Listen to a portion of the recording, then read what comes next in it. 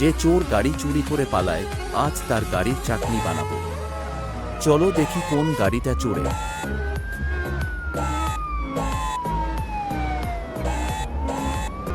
মনে হচ্ছে এটাই চোরের গাড়ি, কিন্তু সেটা দেখার আগে बेटा, मुझे देखकर इग्नोर मत करना। इस बार जो भी एग्जाम में पास होना चाहता है मैं पास कर दूंगी, मगर मेरा भी एक काम करना होगा। तुम्हें इस वीडियो को एक लाइक और चैनल को सब्सक्राइब करना होगा और 5 सच्चे मित्र को शेयर करना होगा और मेरे बेटे जाते जाते कमेंट में सरस्वती माँ लिख दो। এর তো চাটনি হয়ে গেল।